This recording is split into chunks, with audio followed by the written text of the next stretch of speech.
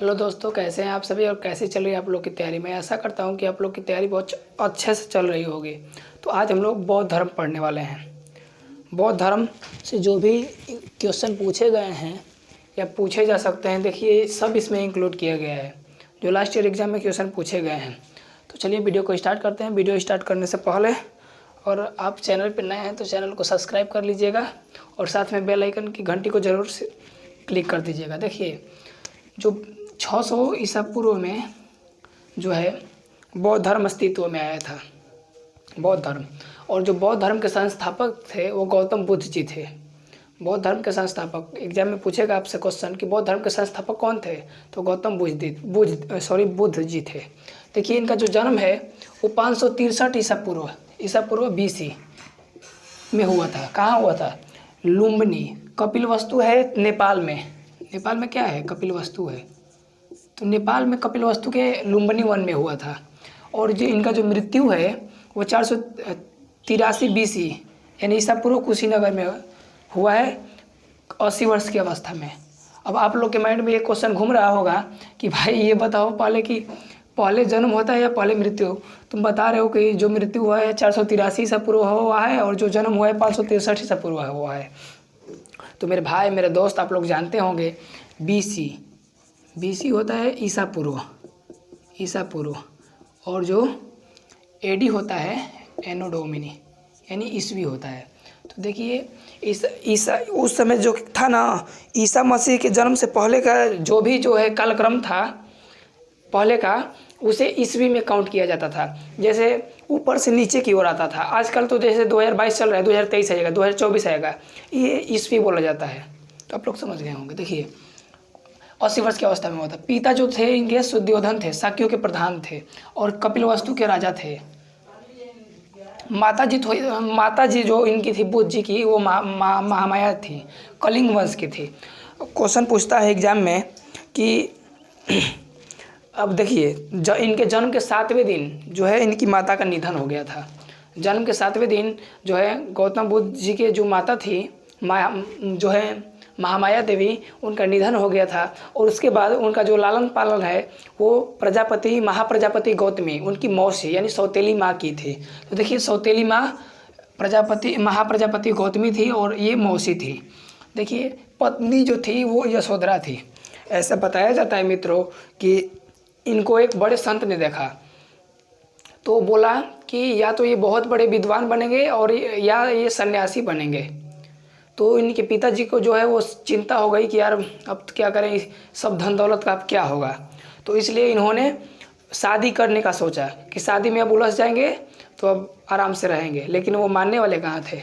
16 वर्ष की अवस्था में यशोधरा से जो है शादी किए 16 वर्ष की आयु में। और इनका जो एक पुत्र हुआ जिसका नाम था राहुल। राहुल का अर्थ होता है एक और मोह, राहुल हुआ। और देखिए जो इनके बचपन का नाम था वो सिद्धार्थ था। ऊपर नहीं लिखा हो, सॉरी, लेकिन गौतम बुद्ध जी के बचपन का नाम क्या था? सिद्धार्थ था। देखिए इनका जो गृह त्याग है वो 29 वर्ष की अवस्था में हुई थी। और बौद्ध धर्म में इसे महाभिनिष्क्रमण कहा जाता है।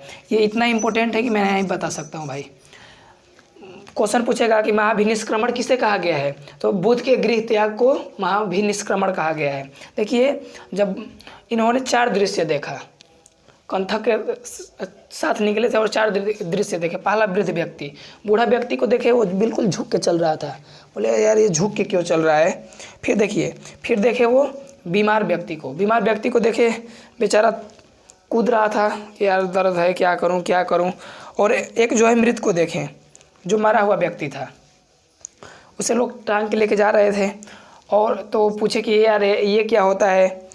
तो जो है सारथी बताया कि एक दिन सबको मरना है। उसके बाद में एक सन्यासी को इन्होंने देखा। सन्यासी जो था वो बहुत प्रसन्न था, बहुत खुश था। तो इसलिए बोले कि नहीं अब मैं सन्यासी ही बनूंगा। और इन्होंने जो है अपना प्रथम गुरु किसे बनाया? अलाल कलाम को बनाए। प्रथम गुरु अलाल कलाम को बनाए। और जो है अलाल कलाम जो थे वो शाक्य थे, स्टैटिक्स जानते थे, शाक्यों के प्रधान थे। और देखिए वैशाली में इनका जो है वे अलार कलाम जो थे वैशाली के थे। द्वितीय जो गुरु हुए वो गुरु रुद्रक रामपुत हुए और इनका जो है राजगिरी के थे। ज्ञान की प्राप्ति जो है बोध गया में हुआ था। इनकी जो ज्ञान की प्राप्ति हुआ है वो बोध गया में हुआ है, बोध गया में पीपल के वृक्ष के नीचे। देखिए उसके बाद में प्रिय शिष्य, इनका जो सबसे प्रिय शिष्य था, हर एक बात उससे बताते थे, वो आनंद था, आनंद। देखिए प्रथम उपदेश दिए थे सारनाथ में। सारनाथ कहाँ है? वाराणसी में है। और देखिए इसे बौद्ध धर्म में जो है महापरिनिर्वाण कहा जाता है। बहुत ही इंपॉर्टेंट क्वेश्चन है, महापरिनिर्वाण,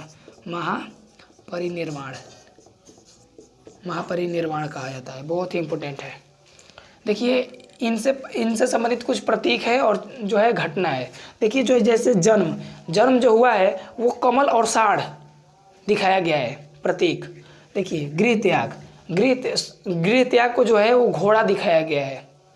और देखिए ज्ञान की प्राप्ति को क्या दिखाया गया है? पीपल दिखाया गया है। निर्वाण यानी मृत्यु को क्या दिखाया गया है? पद चिन्ह दिखाया गया है। देखिए आनंद के आग्रह पर महिलाओं को बौद्ध धर्म में प्रजापति गौतमी प्रथम महिला प्रवेश मिला। देखिए जो पहले क्या था कि स्त्रियों का संघ में प्रवेश वर्जित था, मना था, लेकिन जो है आनंद के कहने पर ही गौतम बुद्ध जी बोले कि ठीक है भाई, कह रहे हो तो ठीक है, चला स्त्रियों को भी इसी में घुसाया जाएगा। तो उनकी जो प्रथम महिला बनी वो महाप्रजापति गौतमी बनी। इनकी कौन थी? मौसी थी, वही बनी, बहुत इंपॉर्टेंट है। नेक्स्ट है सर्वाधिक उपदेश दिए थे श्रावती। बहुत ही, ये तो एसआई में बहुत बार पूछता है यार। देखिए और कौशल की राजधानी जो है श्रावती है, वहाँ पे सबसे ज़्यादा इन्होंने उपदेश दिया था। उसके बाद में अंतिम उपदेश दिए थे सुभद्र शिष्य को दिए थे अंतिम उपदेश। और देखिए 4 आर्य सत्य इन्होंने बताया। 4 आर्य सत्य कौन कौन से हैं? पहला है दुख, दूसरा है दुख समुदाय, तीसरा है जो है दुख, और चौथा दुख निरोध, और चौथा है दुख निरोधक मार्ग। देखिए इसमें बताया गया है कि दुख से लोग उत्तेजित हो जाते हैं, ऐसा नहीं होना चाहिए। दुख समुदाय, दुख को देख कर हम लोग को बिल्कुल डरना नहीं चाहिए। दुख निरोध, उसका उपाय सोचना चाहिए कि हम लोग क्या करें कि इससे छुटकारा मिल जाए। और दुख निरोध मार्ग बताया गया है कि कैसे दुख आप लोग को नहीं होगा, बौद्ध धर्म में बताया गया है। ठीक है, अभी रहने दीजिए। उसके बाद में देखिए अष्टांगिक मार्ग भी इन्होंने दिया है। आपसे क्वेश्चन पूछेगा कि अष्टांगिक मार्ग किस धर्म से संबंधित है? तो बौद्ध धर्म से पूछेगा। त्रिरत्न किससे संबंधित है? बौद्ध धर्म से। उसके बाद में पूछेगा 4 आर्य सत्य किसने दिया है? तो गौतम बुद्ध जी दिए हैं। देखिए अष्टांगिक मार्ग है सम्यक दृष्टि। सम्यक यानी बिल्कुल होता है शुद्ध दृष्टि होना चाहिए। ऐसा नहीं कि किसी को देख रहे हैं तो बुरी फील आ रही है, सबको बहन समान समझो। यही कहा गया सम्यक दृष्टि यानी साफ दृष्टि होना चाहिए। सम्यक संकल्प, जो भी हम संकल्प लिए हैं उसे पूरा करना चाहिए। ये नहीं कि आज कुछ बोल रहे हैं कल कुछ बोल रहे हैं, ऐसा नहीं होना चाहिए। सम्यक वाक यानी बिल्कुल शुद्ध बोलना चाहिए। उसके बाद में सम्यक कर्म, शुद्ध कर्म करने चाहिए, अच्छे कर्म करने चाहिए। उसके बाद में सम्यक आजीवक बिल्कुल होना चाहिए। और सम्यक त्याय पता नहीं त्याग होगा। और सम्यक स्मृति, सम्यक यानी शुद्ध होता है, स्मृति होना चाहिए। सम्यक समाधि, बिल्कुल हम लोग को एक दिन सबको जाना है एक ही जगह पे। देखिए बौद्ध धर्म के त्रिरत्न हैं। एग्जाम में क्वेश्चन पूछेगा त्रिरत्न किससे संबंधित है? तो आप लोग बिल्कुल निडर होकर बताइएगा बौद्ध धर्म से संबंधित है। देखिए पहला क्या है? पहला है बुद्ध, धम्म और संघ, ये त्रिरत्न हो गए। देखिए बौद्ध धर्म का परम लक्ष्य क्या है? निर्वाण की प्राप्ति। जो बौद्ध धर्म है उसका परम लक्ष्य है मृत्यु को प्राप्त करना, मृत्यु से बिल्कुल नहीं डरना। तो दोस्तों ये थे बौद्ध धर्म से वीडियो। अगर आप लोग को पसंद आया होगा तो चैनल को ज़रूर सब्सक्राइब कीजिएगा और कम से कम अपने दोस्तों को, कम से कम 10 दोस्तों को ज़रूर व्हाट्सएप पे शेयर कीजिएगा ताकि मेरा चैनल कुछ आगे बढ़ सके। जय हिंद, जय भारत, सभी को नमस्कार, बहुत सारा प्यार।